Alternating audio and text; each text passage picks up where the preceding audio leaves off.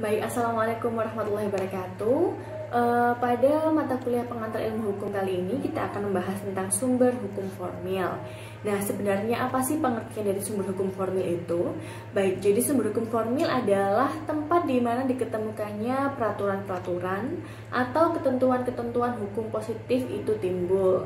Sehingga hukum formil ini juga tidak mempersoalkan asal-usul isi dari peraturan hukum itu. Selanjutnya akan kita bahas sebenarnya apa saja sih yang termasuk ke dalam sumber hukum formil. Jadi ada 5 yang termasuk dalam sumber hukum formil. Yang pertama yakni undang-undang, kemudian yang kedua kebiasaan, kemudian putusan hakim atau jurisprudensi, yang keempat traktat, dan yang kelima yakni pendapat sarjana hukum atau kita kenal dengan sebutan doktrin. Jadi ini adalah 5 yang termasuk ke dalam sumber hukum formil. Kemudian kita akan membahas satu persatu terkait dengan 5 sumber hukum formil ini. Yang pertama kita akan membahas undang-undang.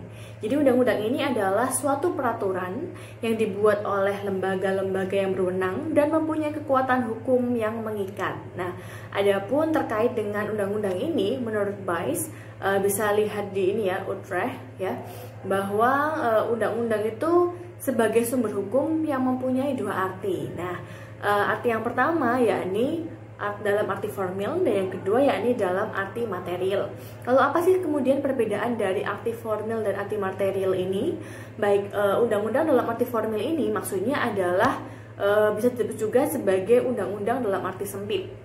Ialah setiap peraturan atau ketetapan yang dibentuk oleh alat perlengkapan negara yang diberi kekuasaan untuk membentuk undang-undang dan diundangkan sebagaimana mestinya. Kemudian yang kedua, undang-undang dalam arti material ini maksudnya adalah di mana undang-undang ini disebut juga sebagai undang-undang dalam arti luas, dan di sini merupakan setiap peraturan atau ketetapan yang isinya berlaku mengikat kepada umum atau setiap orang.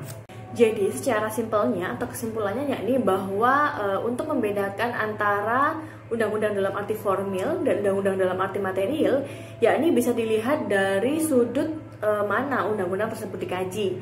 Jadi kita sebut sebagai undang-undang dalam arti formil apabila dikaji dari sudut pembuatan dan bentuknya.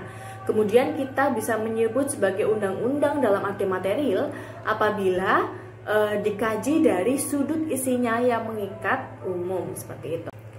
Nah, biasanya undang-undang ini bisa bersifat formil sekaligus bisa bersifat material. Namun perlu diingat bahwa tidak semua undang-undang mempunyai 2 sifat itu. Artinya bisa kemungkinan memiliki salah satu di antara formil maupun material. Nah, kemudian terkait dengan undang-undang ada hal yang perlu diperhatikan, yakni adapun suatu undang-undang tidak berlaku lagi jika yang pertama, jangka waktu berlaku yang telah ditentukan oleh undang-undang itu sudah lampau. Yang kedua, keadaan atau objek untuk mana undang-undang itu diadakan sudah tidak ada lagi. Yang ketiga, undang-undang itu dengan tegas dicabut oleh instansi yang membuat atau dibatalkan oleh instansi yang berwenang untuk membatalkannya. Dan yang terakhir, yakni telah dibentuk undang-undang baru yang isinya bertentangan dengan isi undang-undang yang terdahulu. Baik, kemudian kita akan membahas tentang sumber hukum formil yang kedua, yakni kebiasaan. Oke, sebelumnya kita sudah membahas di pertemuan sebelumnya bahwa dalam kehidupan bersama ya, setiap kehidupan bersama maka di situ akan timbul hukum. Nah, pada masa lampau itu belum ada pengaturan-peraturan yang dirumuskan secara tertulis, sehingga peraturan-peraturan belum muncul sebagai hukum perundang-undangan, dan kebiasaan adalah merupakan satu-satunya sumber hukum. Hukum kebiasaan adalah hukum yang tidak tertulis, namun perlu diingat bahwa tidak semua kebiasaan dapat menjadi sumber hukum formil. Mengapa? Karena tidak semua kebiasaan mengandung hukum yang baik dan juga adil. Namun juga perlu diingat bahwa meskipun kita tahu sudah ada undang-undang sebagai sumber hukum, bukan berarti kebiasaan sudah hilang ya, bukan berarti kebiasaan sudah tidak menjadi sumber hukum. Bahkan sampai sekarang di samping undang-undang maka kebiasaan tetap menjadi dan tetap merupakan sumber hukum. Lalu kemudian untuk bisa menjadi hukum kebiasaan maka menurut Sudikno Mertokusumo berpendapat bahwa Untuk menjadi hukum kebiasaan, maka suatu perilaku itu yang pertama harus berlangsung dalam waktu yang lama, kemudian berulang-ulang, dan harus menimbulkan keyakinan umum bahwa perilaku yang diulang itu memang patut secara objektif dilakukan, bahwa dengan melakukan perilaku itu berkeyakinan melakukan suatu kewajiban hukum. Jadi itu menurut pendapat dari Sudikno Mertokusumo terkait untuk menjadi hukum kebiasaan itu harus seperti apa. Lalu ada pendapat juga yang dikemukakan oleh Hadi Suprapto dalam bukunya Pengantar Tata Hukum Indonesia, bahwa untuk timbulnya hukum kebiasaan itu ada syarat-syarat yang diperlukan. Syarat yang pertama yakni hanya ada perbuatan atau tindakan yang semacam dalam keadaan yang sama dan harus selalu diikuti oleh umum. Dan yang kedua yakni harus ada keyakinan hukum dari golongan orang-orang yang berkepentingan. Baik, selanjutnya kita akan membahas tentang sumber hukum formil yang ketiga, yakni jurisprudensi. Jurisprudensi disebut juga sebagai putusan hakim atau putusan pengadilan. Nah, ternyata jurisprudensi ini juga termasuk ke dalam sumber hukum dalam arti formil, dikarenakan dalam kenyataannya sering ditemui hakim memutus suatu perkara yang diperiksa tidak langsung didasarkan atas suatu peraturan hukum yang sudah ada. Terkait dengan putusan hakim ini dapat bersifat dua macam. Yang pertama yakni dapat menerapkan begitu saja sesuatu peraturan hukum yang sudah ada sebelumnya kepada sesuatu perkara yang konkret tertentu. Namun ternyata di samping itu putusan hakim itu dapat bersifat lain lagi, karena pada masa sekarang ini tidak seluruh persoalan itu ada peraturannya. Sehingga kalaupun hal itu terjadi, hakim tidak bisa menolak perkaranya dengan mengatakan tidak ada hukumnya. Kemudian yang kedua, yakni suatu perkara atau suatu persoalan sudah ada peraturannya.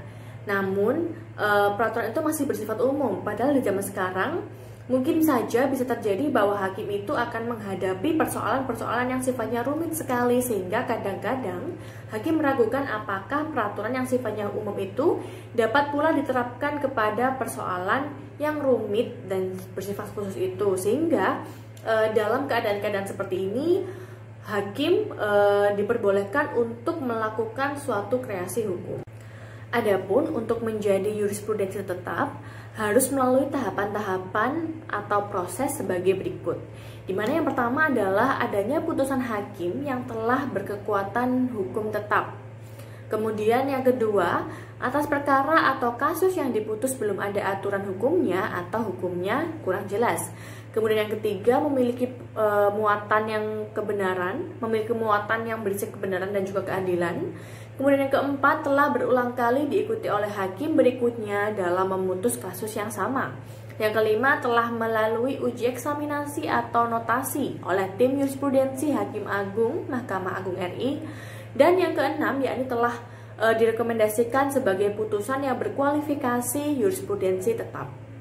Selanjutnya kita akan membahas terkait sumber hukum formil yang keempat, yakni traktat. Nah, traktat ini adalah perjanjian antar negara atau perjanjian internasional. Dan adapun subjek hukum internasional yang mengadakan perjanjian adalah anggota masyarakat bangsa-bangsa, termasuk juga lembaga-lembaga internasional dan negara-negara yang saling menyetujui bahwa perjanjian tersebut dapat menimbulkan hak dan kewajiban dalam bidang internasional. Dan oleh karena isi traktat itu mengikat kepada pihak-pihak yang mengadakan perjanjian, maka traktat merupakan aturan hukum yang penting, sehingga dapat pula dikatakan bahwa traktat merupakan sumber hukum yang formil.